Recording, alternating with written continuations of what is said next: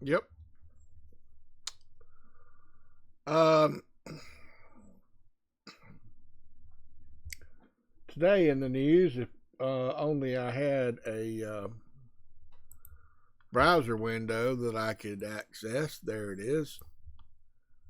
Uh, Trump, Trump.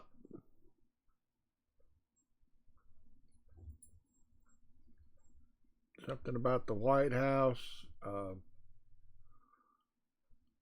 I mean, it's going to start with Trump. Trump offering buyouts to allow all federal workers. Source says. Now, I went into this article, and the idea is that they'll save a lot of money by buying out all the current long-term federal workers who are making more money than first hires and have pensions, so that they can hire first hires, pay them less. Who knows? Maybe they'll never even make it to pensions.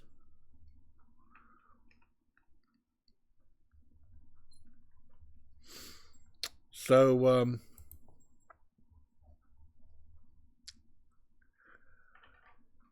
yeah. The White House issued a memo Tuesday offering to pay federal workers who don't want to return to office through September 30th as long as they resign by February the 6th. It's a little confusing.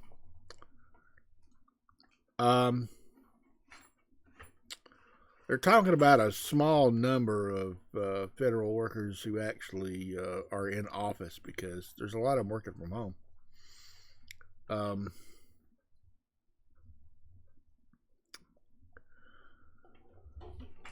Let's see. The government-wide email being sent today is to make sure that all federal workers are on board with the new administration's plan to have federal employees in office and adhering to higher standards. Not sure what that means. We have tools to measure your output while you're working, whether you're at home in front of a computer or in the office in front of a computer. We're 5 years past COVID, and just 6% of federal employees work full time in office. So what? You're sitting in front of a computer. You're on the phone. We've obviously solved working in front of a computer and a telephone from any building in the world. I don't give a fuck that whether they're in the office or not. It's just we found out it was a thing since COVID that you could do a lot of this work from home. That's nice for people who can do that. If you're making bumpers, you probably can't do that. You know, if you're digging trenches with a backhoe, you probably can't do that. You know, until we get backhoe drones that you can operate from home, I suppose. Kind of doubt that.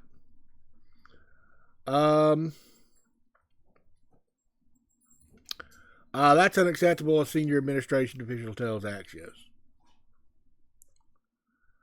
I don't see it as unacceptable. The White House expects 5 to 10% of federal employees to accept the offer to be bought out, which would potentially mean hundreds of thousands of people. The administration projects the buyouts could ultimately save taxpayers up to $100 billion a year.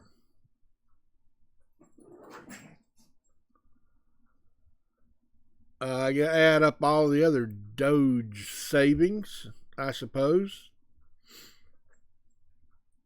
The taxpayers will save, but what about the people who are going to receive their salaries and potentially pensions. Are they saving? I doubt it. You get a buyout, how long does your cash last? How many of us are actually taking our lump sum and investing it? I hear a lot of lotto winners are broke next year. The offer applies to all full-time federal employees except military personnel, the Postal Service, and those working in immigration enforcement or national security. Boy, we're really on this immigration enforcement, aren't we?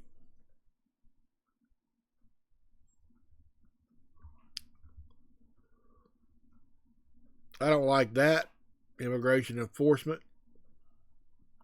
I think we should find a way to make more people immigrate legally. And those that are here, find a way to give them legal status. I don't think it would be that hard. Just, okay, you've been here for how long and you've been working where? And, okay, here's your legal status, sign, da-da-da-da-da-da. My personal opinion is there are no illegal people. Oh, they're bringing drugs and doing other crimes and such. They're not doing any more crimes than everybody else.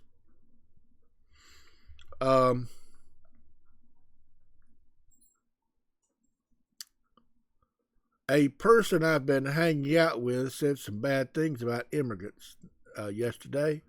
They're bringing in drugs. They're drug dealers.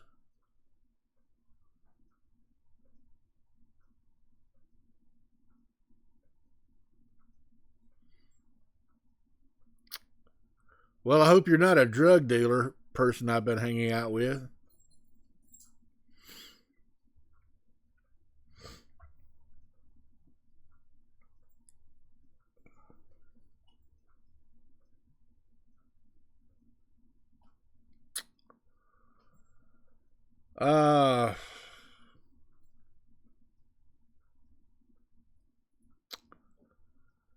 Let's see. There's also something more about DEI here.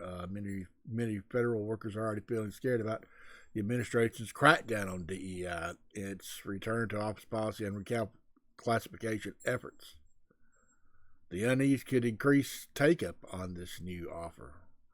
In other words, if you're a DEI hire, you're scared and you're going to come work in the office. Oh, I have a feeling that your commitment to the office is probably going to pay off anyway. Never give the company something. You get paid to work there. If they're not paying you, it's not worth it. The offer could also spur the most talented federal employees with the best private sector prospects to leave. Surprised they haven't already left, according to Terry Cloward, economist who studies the capital region at George Mason University. So how does that work if you're trying to accelerate government efficiency? Good question. If who you drive away are your best workers. That's what I was said about military. Okay? If you're firing trans folks and all the other folks that don't fit your gender measures from the military, people who volunteered to work for the military, regardless of their gender status. We feel so passionate that we want to work for the military, even though we're worried about our gender status. They feel strongly about working for the military. You're going to fire them. That's the same thing that's here, okay? You're going to get rid of your best people who want to work for the government. You're going to influence them and go somewhere else. That's just ridiculous.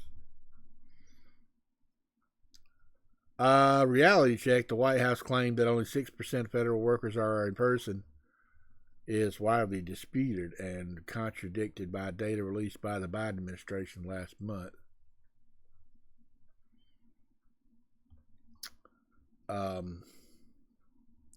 So yeah, it may not even be true that that low number of people are in the office.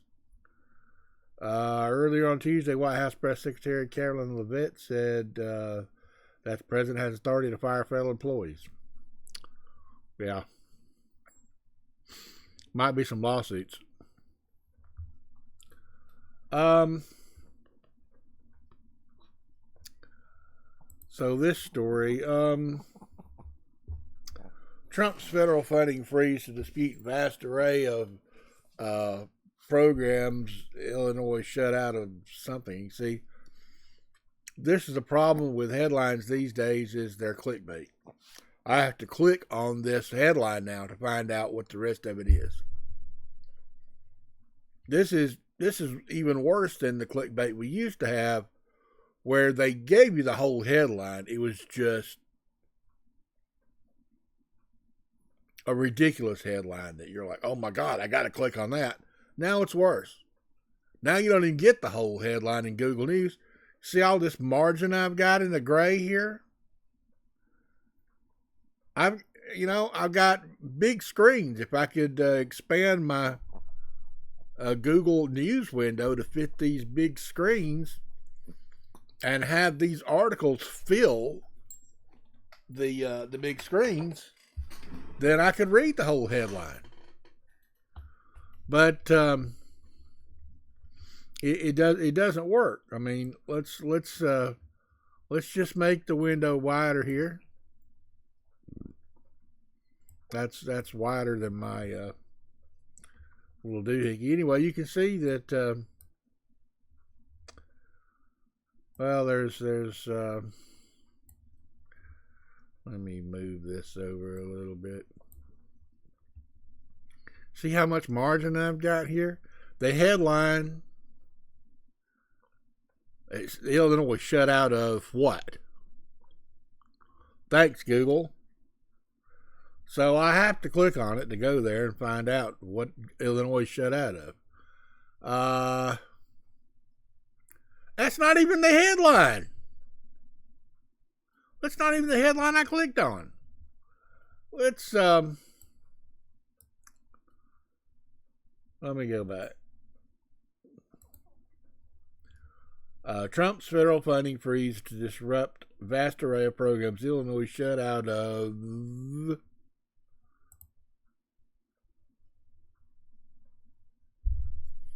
That's not the headline. So now I have no fucking idea what that headline was. If I scroll down, is it here? Is it in all this junk? Oh, I guess not.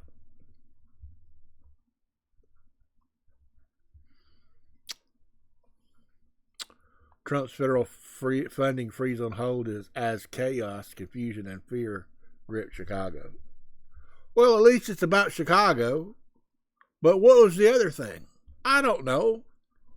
A federal judge temporarily halted President Donald Trump's move to freeze all federal grants pending an analysis to root out wokeness in federal spending. But confusion reigned to what? If you just think that racism against black people and Hispanics and Chinese folks and trans folks and all of those downtrodden groups is a problem and we should stop doing that, then you're woke. Frankly, I hate the term woke, the implication that some people are more less asleep or more awake than other people. Because if you're a racist, you should stop that. If you're not a racist, you're not more woke up You're just making more sense. You have some compassion on your fellow people. I don't know. You can call it woke if you want. I'm not gonna really complain about it. It's just that these people who are not woke are making sure that you think that they're not woke. I mean, they're just clearly racists.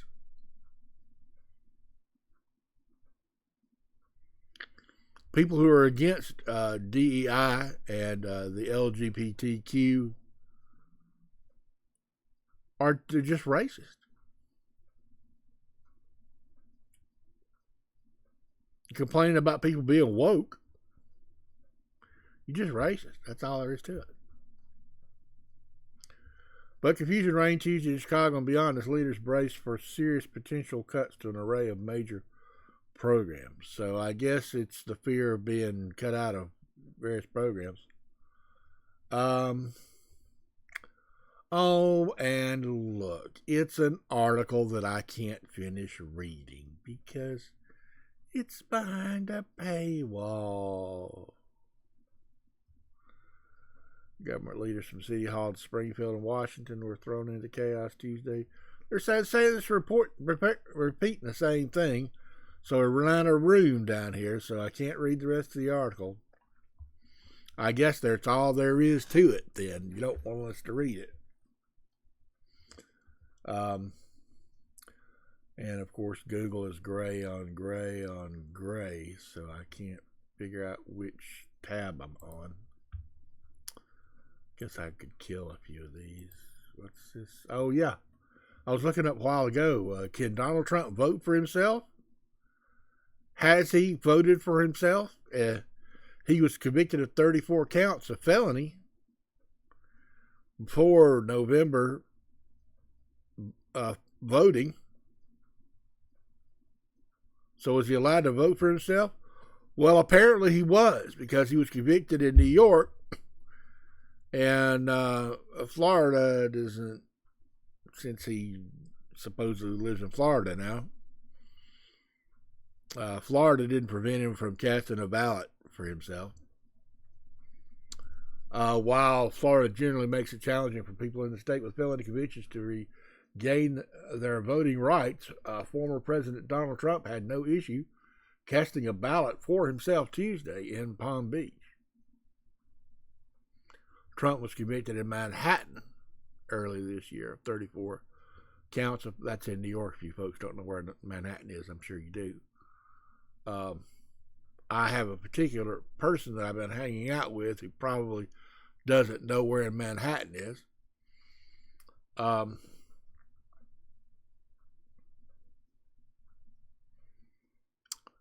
The first former U.S. president convicted of felony, Donald Trump, is scheduled to be sentenced on November the 26th.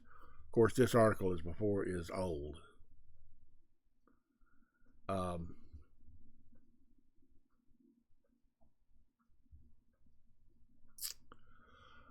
For Trump, that means he'll benefit from a 2021 New York law that allows people with felony convictions to vote as long as they're not serving a term of incarceration at the time of the election. In other words, his conviction has been cast, but his sentencing has not. So, and of course, we got appeal after appeal after appeal to go through, which none of that has occurred yet.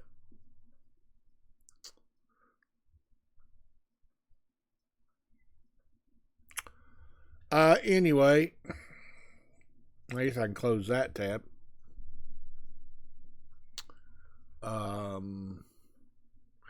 Yeah, I was pretty much done with that one too.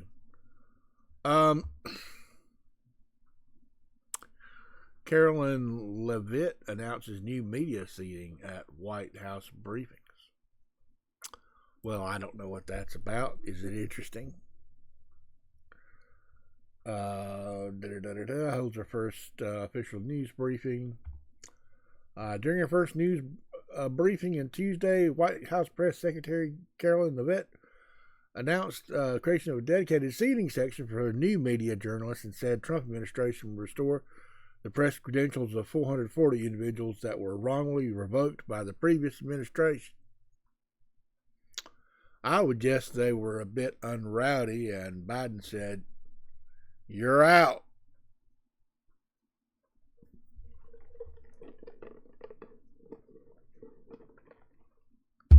The Trump White House will speak to all media outlets and personalities, not just the legacy media who are seated in this room, she said. I remember a few times Donald Trump pointing to the back wall of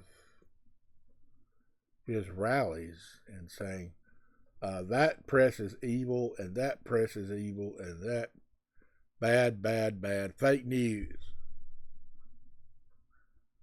Is that how he's going to speak to them when they get there? It's essential to our team that we share President Trump's message everywhere and adapt this White House to the new media landscape in 2025. Levitt gave her first question to Mike Allen, the co-founder of the digital media company Axios, followed by Matthew Boyle. I'm not really interested in the list. It's a fact that Americans are consuming their news media from various different platforms, especially young people, and especially the people who are behind firewalls, paywalls, rather. If I had to pay for every news site on the planet, I'd be broke just trying to read the news.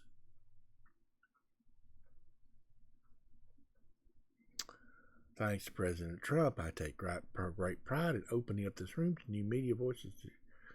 Yeah, whatever. Just wait till Trump points and calls that one and that one and that one and that one fake news. It's the Washington Post. I can tell this whole thing is just going to be one giant, we're so nice to you folks. Yeah, I'm just not interested in the rest of that. Trump says New Jersey drones were authorized after suggesting Biden kept public in suspense. Well, guess what? A lot of those drones weren't even drones. They were just airplanes circling the pattern, waiting to land at airports like LaGuardia.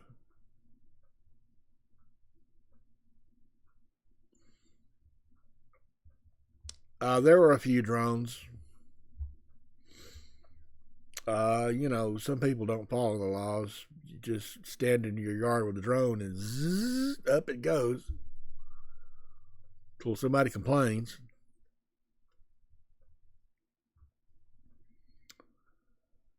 Let's see, what else have we got here?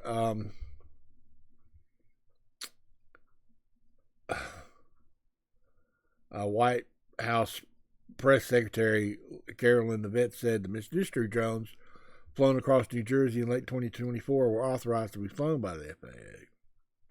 In the first press briefing of President Donald Trump's second administration, not mentioning, maybe it is down here below, but not mentioning the airplanes that were not drones. I do have news directly from the President of the United States that was just shared with me in the Oval Office from President Trump directly, an update on the New Jersey drones, Levitt said. After research and study, the drones that were flying over New Jersey in large numbers were authorized to be flown by I have a feeling they weren't that large in numbers, and various other reasons. Many of these drones were also hobbyists, recreational, private individuals that enjoy flying drones. In time, it got worse due to curiosity. This was not the enemy.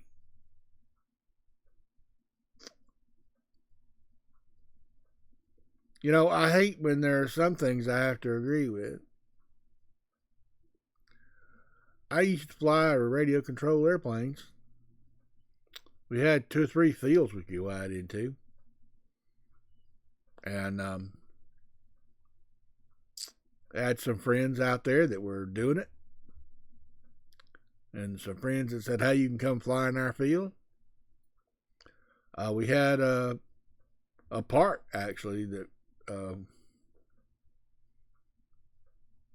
was, I think, state land. or might have been county land, with the big field that they mowed, and we could plow on it.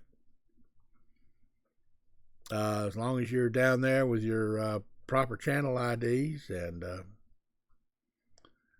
everybody made sure that nobody's flying on the channel that you're flying on. You got some people at the front there.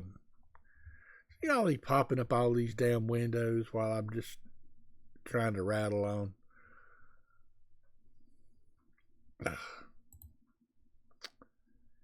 Anyway, you can't do that now.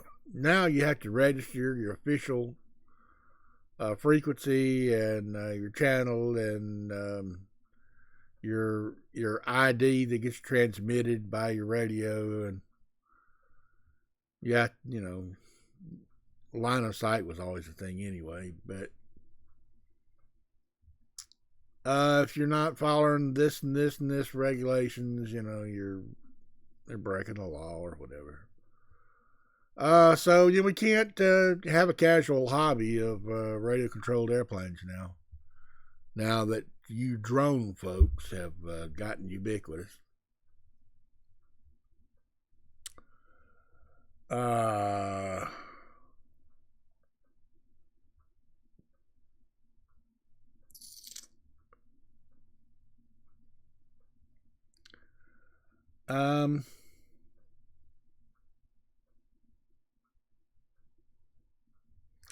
Having closely examined the technical data and tips from concerned citizens, we assessed that the sightings to date include a combination of lawful commercial drones, hobbyist drones, and law enforcement drones, as well as manned fixed-wing aircraft, helicopters, and stars mistakenly reported as drones. And planets, by the way. Venus and Jupiter have been reported as UFOs. God knows how many times. I'd hate to even think about it. The drone activity, which was reported on November the 19th by Morris County Prosecutor's Office, caused temporary flight restrictions in New Jersey throughout November and December. Notably in Bedminster, New Jersey, where the president has a golf club.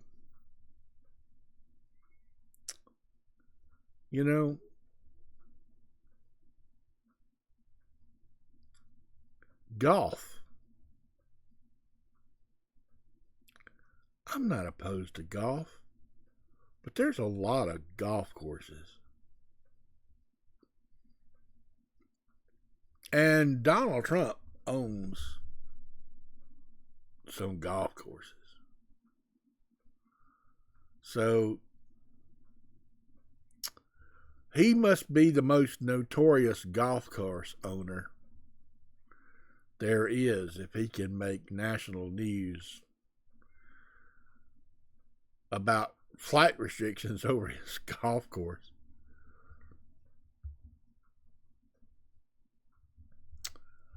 Anyway.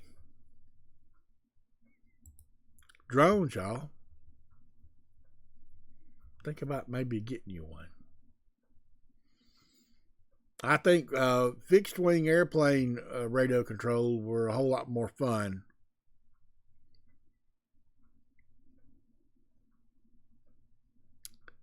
And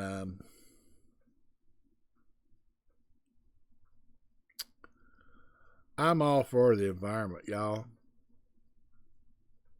But I sure had a lot of fun with those two-stroke gas engines.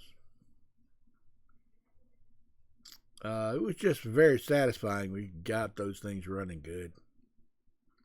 And they just sounded so nice. Sounded better than a Harley Davidson. Y'all bleep bloop that down below. What you think about that? These little electric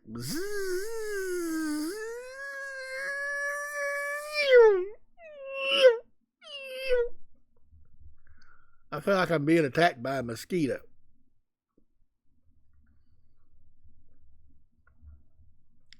Maybe the DJI Jones are a little less annoying. I don't know.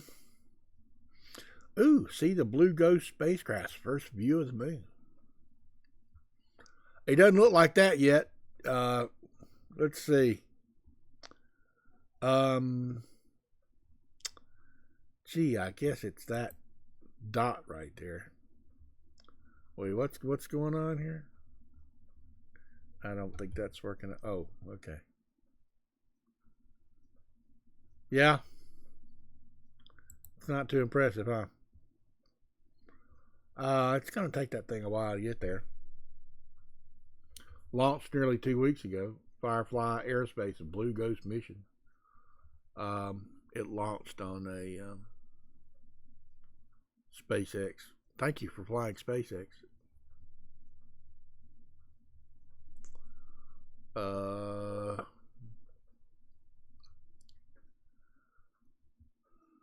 NASA Science and Technology Instruments Board Firefly's Blue Ghost Mission 1 are a step closer to the moon after almost 2 weeks in Earth orbit.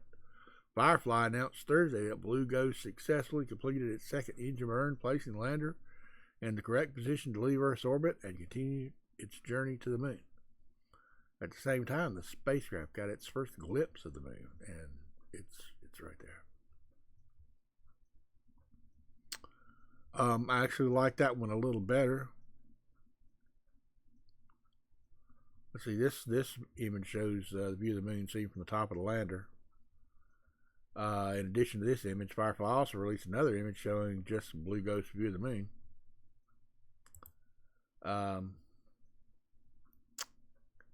Yeah, it'd be nice that we're you expand the view and it doesn't expand the picture. Great. Yeah. Anyway, it's healthy. Yay.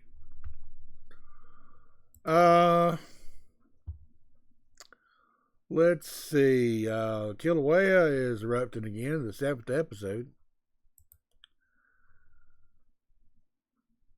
Ooh, pretty colors.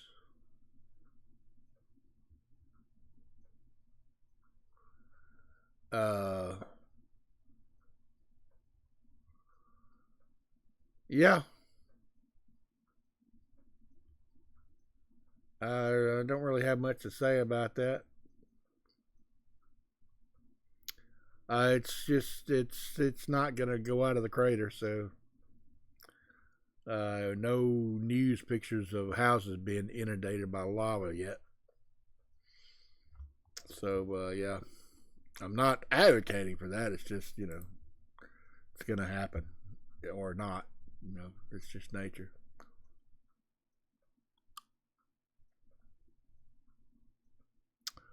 Oh, let's see. A German-American businessman who made billions as a military supplier enthusiastically took his $250 million super yacht in Hawaii, only to be stopped at the shore by a headline that's not completed. Stopped at the shore by locals who did not want him to set foot on their island. Yeah, there's a few people who are upset about billionaires existing. They think of it as an ethics problem, while so many people are still trying to get well fed. Billionaires have super yachts and super yachts that service their super yachts. It's Jeff Bezos for one.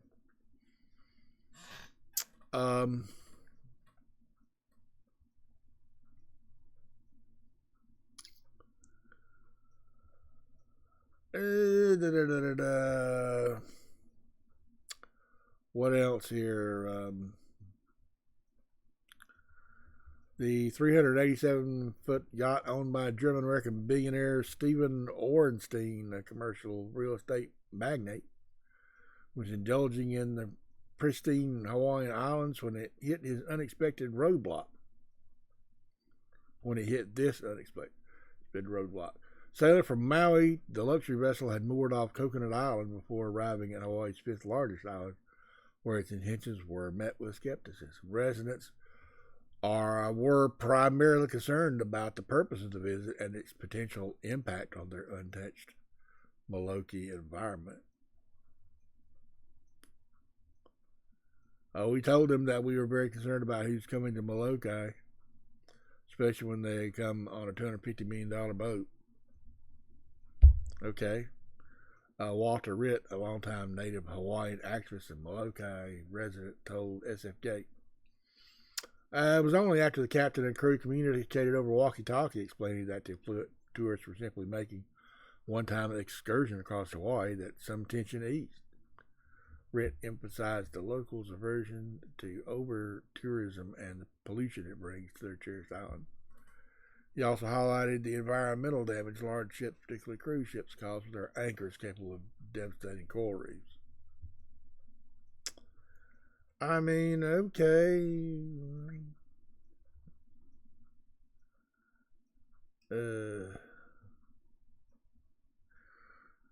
Meet Stephen Orstein, the owner of the Liva O yacht.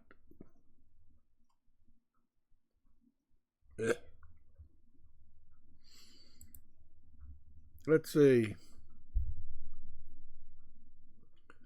Revolutionary 3D galaxy maps uncover hidden dark matter structures shaping the universe. I mean, is this kind of like the cosmic background radiation?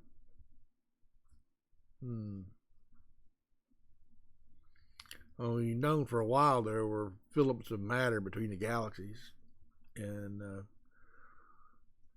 more galaxies concentrated along the filaments than not. It's cool, I guess, y'all.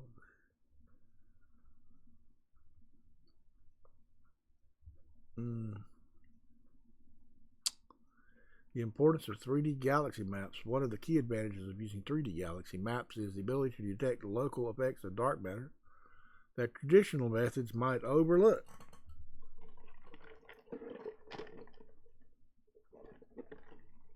In conventional analysis, such as those using endpoint, yeah, I'm getting lost there.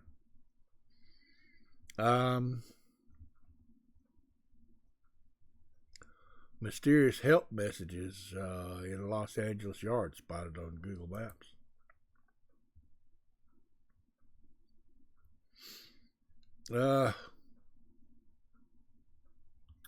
Help.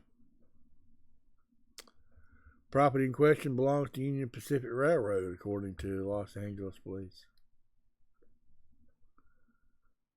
Messages reading help and Trafico in an LA rail yard spotted on Google Maps caused social media buzz. Well, I guess if it's in a Google map, it's probably old. I think if I didn't even see that help there, just that one. Anyway, I think if you're wanting to get rescued, you should probably not wait for a Google map to be released. Zoomed in satellite images of the rail yard off the San Bernardino freeway revealed messages that read help on Trafico, which means traffic in Spanish. Screenshots of the discovery have circulated on social media, raising concern over whether human trafficking or other danger was happening at the site. Well, who knows?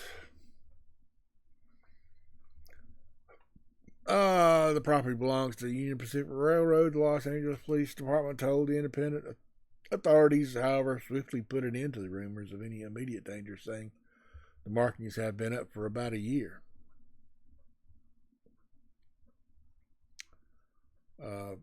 Photos circling on Google Maps that show the word help on Union Pacific property were created about a year ago. No one was or is in danger. Spokesperson for Union Pacific Police Department told the Independent. A man trespassed on Union Pacific and other nearby properties to repeatedly create these misleading messages. We want to remind the public that it is illegal and, more importantly, unsafe to trespass on Union Pacific property. The spokesperson continued. We do know the individual that creates these does so on neighboring properties as well.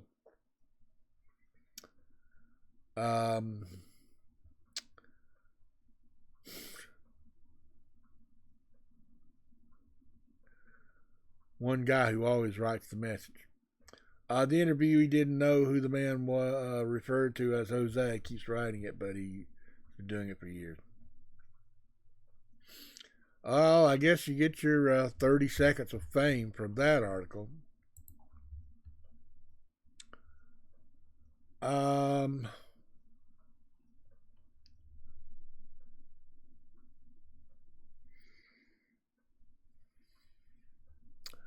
I am loath to click on this article, restoring from the White House, restoring America's fighting force.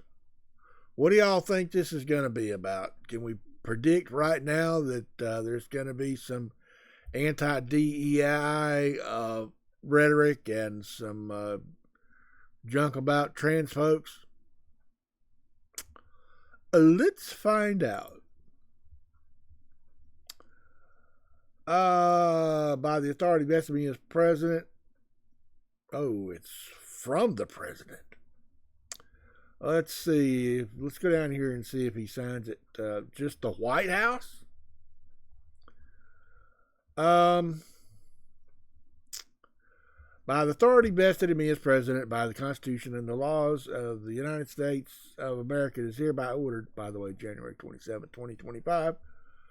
As Chief Executive and Commander-in-Chief, I am committed to meritocracy and to the elimination of race-based and sex-based discrimination with the armed forces of the United States. Which I think you, Mr. President, are about to commit. Because if you think that marginalized groups getting a little uplift is race-based and sex-based discrimination, that's kind of what we call anti-discrimination. It's always white cis man's day. Not so much women, not so much trans people, not so much black people. If you give trans people, women, and black people, and Hispanics and other racial groups that aren't white a step up, they're still behind.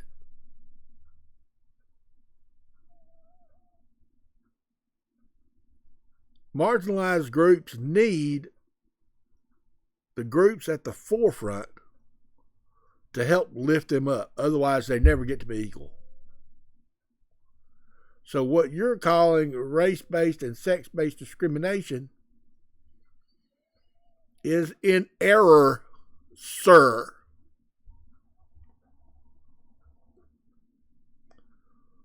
No individual or group within our armed forces should be preferred or disadvantaged on the basis of sex, race, ethnicity, color, or creed. Then why do you have so many white cis men?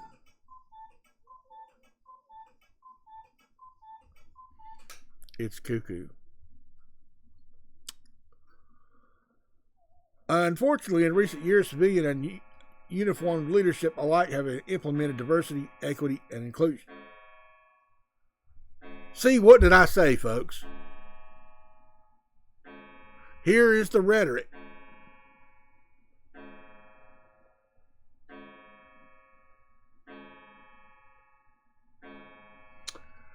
DEI and programs in their attendant race and sex preferences within the armed forces. These are not sex preferences, Mr. President.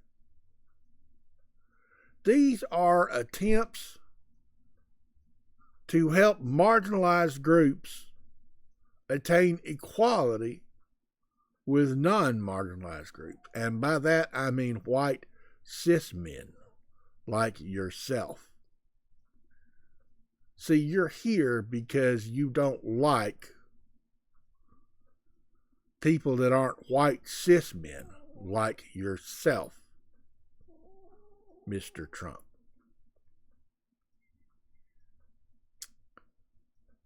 These actions undermine leadership merit and unit cohesion. No. What you're doing is undermining the unit cohesion. Because you're going to be getting rid of some people who, despite their underprivileged position as trans or gay or lesbian or queer or black or just women,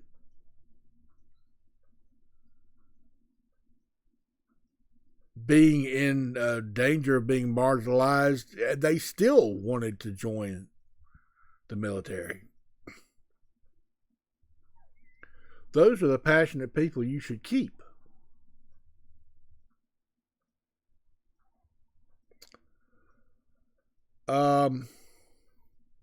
Thereby eroding lethality and force readiness. No. You getting rid of the passionate people who want to serve is eroding lethality and force readiness. He says they also violate Americans' consciences by engaging in invidious race. What? Did you just make up this word invidious? Race and sex discrimination.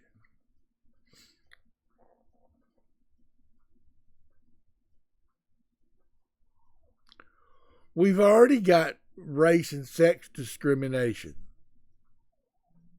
The preferred race is white, and the preferred sex is man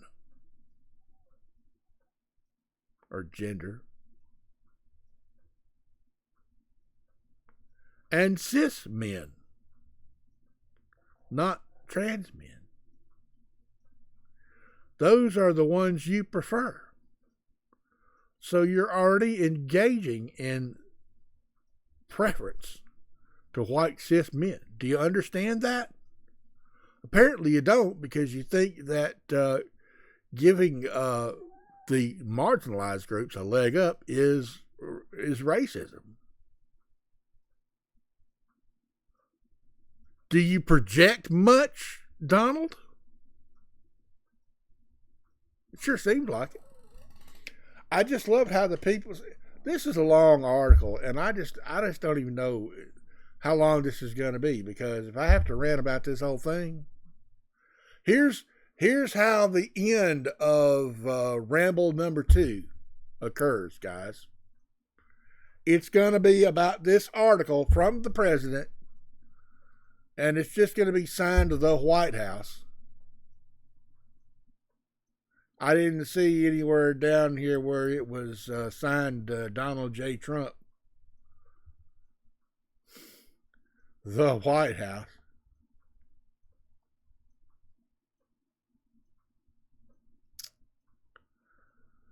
But here we go. Here we go. We're 48 minutes in already. I can tell that most of y'all have probably not made it this far, and probably won't make it to the end. But here we go. It is the policy of my administration that the Department of Defense, Department of Homeland Security, with regard to the United States Coast Guard and every element of the armed forces, should operate free of any preference based on race or sex. Well, then you probably need diversity, equity, and inclusion to make sure that you don't have an excessive number of white cis men in the force. Otherwise, you're already preferring white cis men over everybody else. Section 3 definitions. A DEI office means an office, division, job, or other unit of an institution established for the purpose of. Subsection I. Influencing hiring or employment practices at the institution with respect to race, sex, color, and ethnicity other than through the use of colorblind, sex-neutral hiring. In other words, he's trying to say, I don't see color. I don't see sex. Sure, as long as they're white cis men.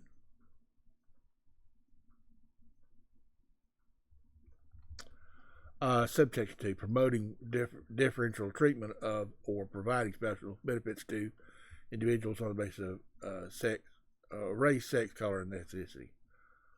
Yeah, the problem is you're already doing it for white people and white cis men. The term gender ideology, which is a term, by the way, President Trump, is primarily used by people who are anti-LGBTQ, which I'm sure you acknowledge that you are. This is not a good position. This is not an ideology of gender. People identify as their gender. It's not an ideology. Is left-handism an ideology? Is left-handed ideology? Do I have an ideology because I'm left-handed? How do you know I'm left-handed? Well, you ask me if I'm left-handed, I'll tell you. The same as you ask someone if they're a woman or a man, they'll tell you. Now, I suppose you'll say if you have to ask, then there's something going on that's wrong there. But it's not.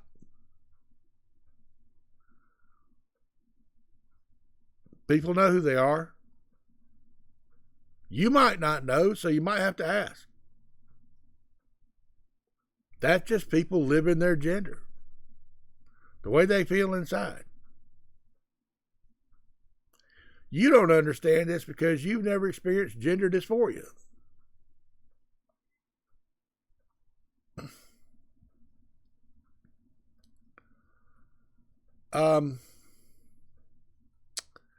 He says the term gender ideology has the meaning given to it that term in Section 2F of the Executive Order of January 2025, defending women from gender ideology, extremism, restoring biological truth to the federal government.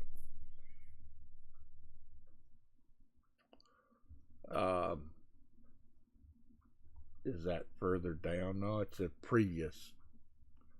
This is a previous ridiculous declaration from 7 days ago.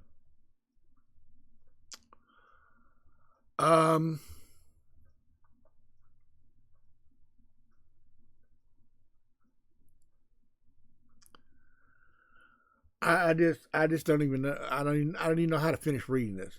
The term divisive concepts has a meaning given to it in that term section of the executive. Just 2 days later, combating race and sex stereotyping. God knows what that shit says. I'd have to go back and read that crap. There's an underline, but there's no link. I'm just going to guess that it has to do with what Donald Trump thinks of as the bad DEI.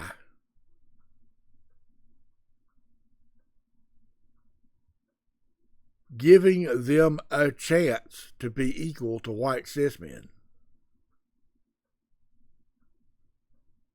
is not preference. You've already got preference for white cis men, Donald Trump. And of course, he's going to abolish the DEI bureaucracy. Section 4. The Secretary of Defense and the Secretary of Homeland Security shall abolish every DEI office within the Department of Defense and the Department of Homeland Security, with regard to the USCG, respectively, including any vestiges of DEI. Why is he singling out the Coast Guard? such as sub-offices, programs, elements, or initiatives established to promote a race-based preference systems for meritocracy. Once again, you've already got a preference for white cis men. I don't see how you could possibly miss that. I just hate that now DEI is a weapon to be used against marginalized groups where it's quite obvious that the preferred individual in the United States is a white cis man. If you're a woman, or if you're trans, or if you're black, or Hispanic, or Chinese, or Japanese, Korean, Indian, and I don't mean Native Americans, but they are also a marginalized group. Many tribes, which I hate. I hate that they're just all referred to as Native American. This is going to be a sub-rant, y'all. My father's mother was a Seminole.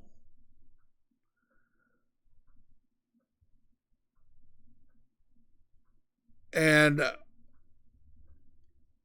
as far as I know, she was 100% Seminole, which would make me 25% Seminole. I don't wish to refer to myself as a 25% Native American. If I were going to refer to myself as 25% something, it would be Seminole. So all the Native American tribes are just grouped together as Native Americans.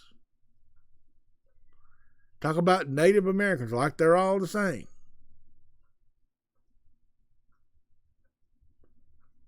Well, they are all the same in one way. They're a marginalized group.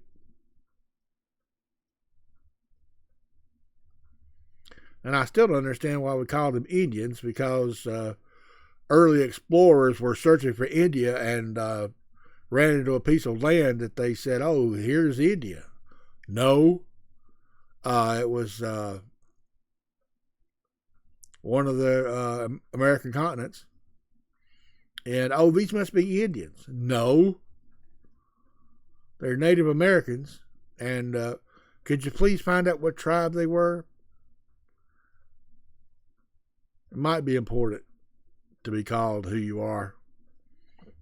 You know, if I'm Japanese, I don't want somebody to say that I'm Chinese. If I'm Cherokee, I don't want somebody to tell me that I'm Seminole. If I'm Seminole, I don't want to find out that somebody's saying that I'm an Apache. It's just ridiculous. Anyway, that's just a sub-rant, because I can't stand to have all Native Americans grouped together like that. It's just another way that people are marginalized. I go on a rant about how you're grouping all atheists together too, but that's probably another whole video.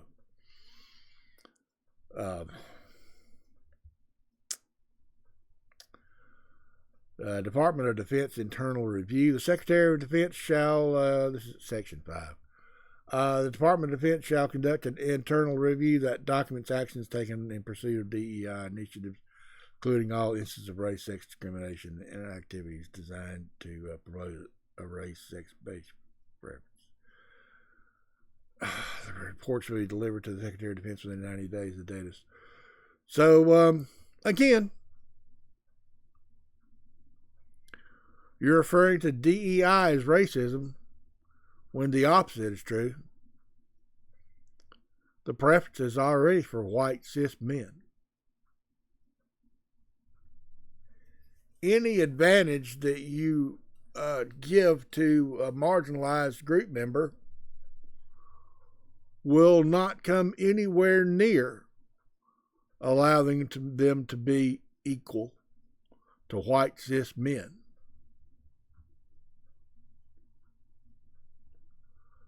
So your whole concept throughout this document is erroneous.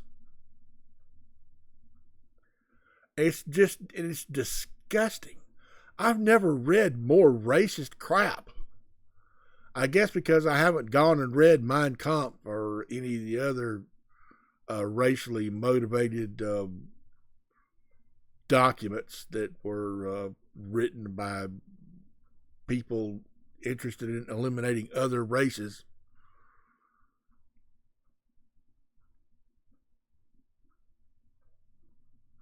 But this is on a level. Of course, I don't know what the level of Mein Kampf would be. I'm sure it's hideous. I should probably go read that one day if I could keep my dinner down. But I'm having trouble with this. This whole fucking document is just sickening. This is racism at its finest. This eliminating DEI is racism at its finest. And my friend from that particular airport that I talked about yesterday, if you're listening to this video now, think about some of the stuff that I'm saying. You know as well as I do, the preferred type of people in the United States is white cis men. And if you're upset that an airport does not benefit Hispanics, it does sadden me that we're getting rid of an airport. But what saddens me even worse is Hispanics are not equivalent to white men in the way they're treated by white men.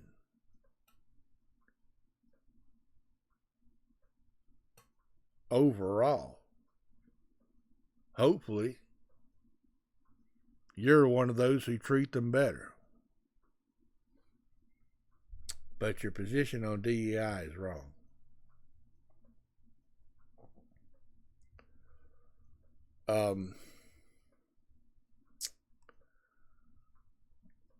Section 6, protecting American values. I have a feeling these are not going to be my American values. The Department of Defense and the Armed Forces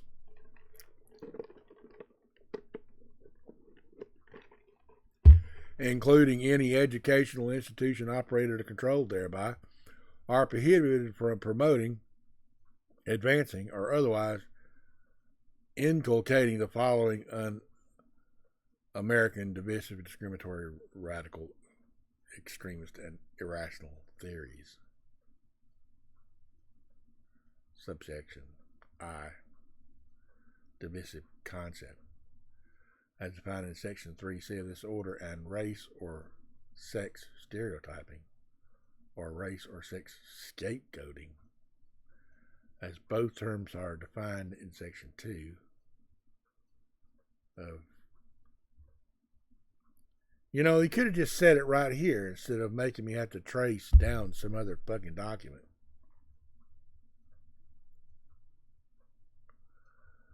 As both terms are defined in Section 2, Executive Order 13950 as amended. That America's founding documents are racist or sexist. Really? And gender ideology as defined in... There you go with your ideology again. I have to remind you that gender is not an ideology. I'm a man. I identify as a man.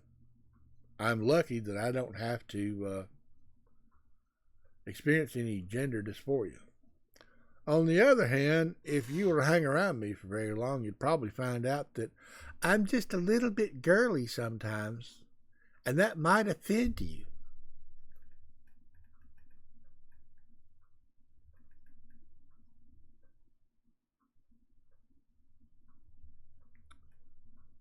So, yeah, I would have a bigger beef with you all if I, if I identified as a woman. But I do identify as a man. However, I have listened to some folks that explain it very well that their gender is not an ideology to them. They know their gender. They know how to express their gender. They know how they feel about their gender. And it's none of your damn business what's in their pants.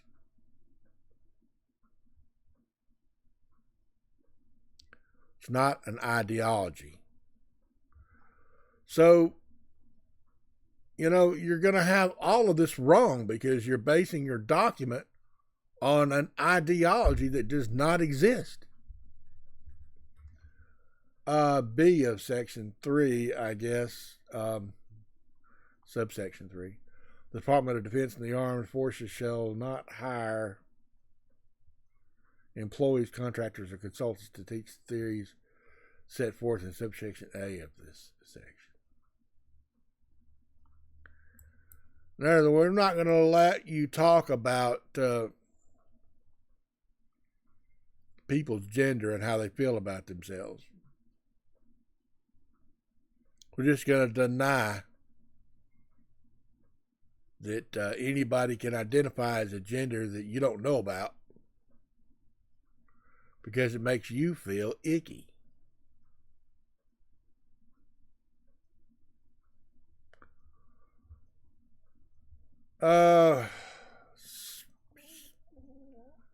C, the Secretary of Defense and Secretary of Homeland Security shall carefully review the leadership, curriculum, and instructors of the United States Service Academies and other defense academic institutions associated with their respective departments to ensure alignment with this order.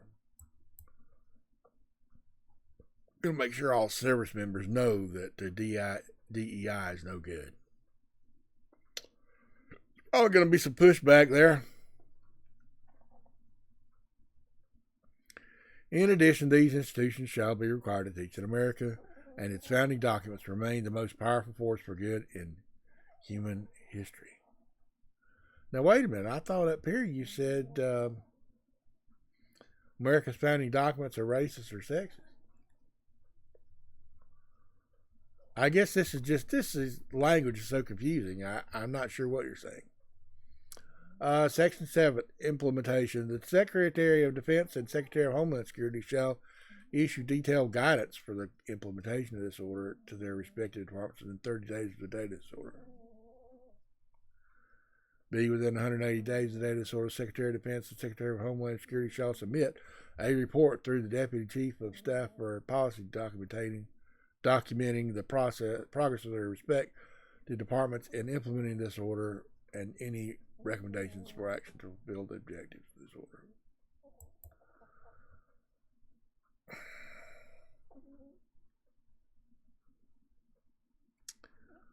So, I mean, we're spelling out the atrocities that are going to happen.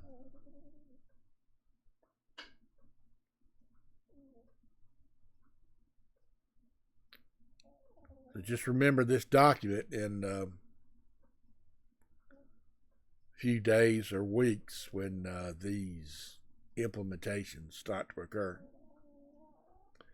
Severability. If any provision of this order or application of any provision to any person or circumstance is held to be invalid, the remainder of this order and application of this provision to any other person or circumstance should not be affected thereby.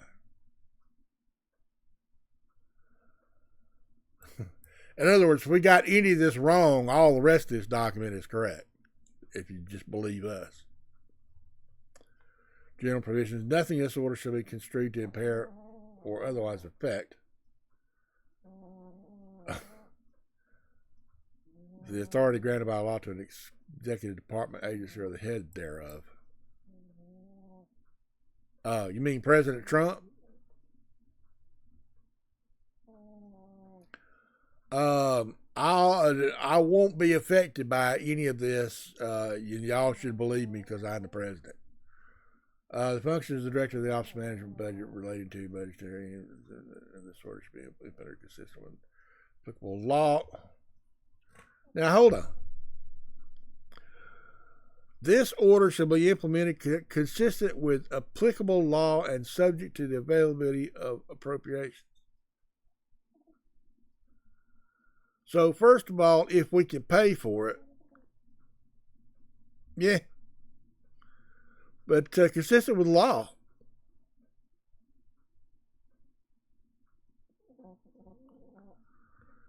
I mean, we have anti-discrimination laws already.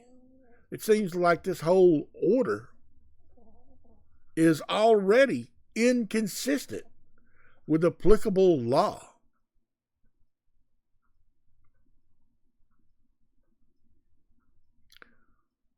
The Constitution says that we're all created equal, although at that time people weren't being created equal, as they are not now being created equal. At the time of the Constitution writing, the people in the government held slaves. You think they were treating their slaves equal to themselves? No. Were they treating trans and lesbian and gay and queer people equally? No. Are you even treating black people and Hispanic people and Native Americans equal with white people? No.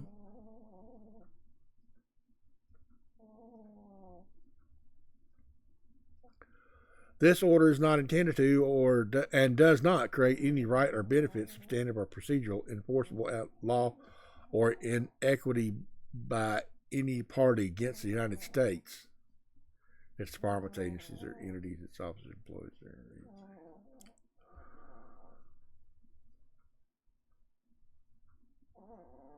Signed to the White House, January 27, 2025.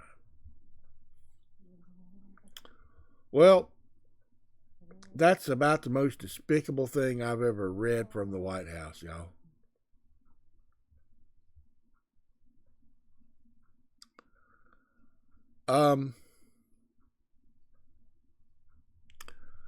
I just love how this document is not even signed by President Trump.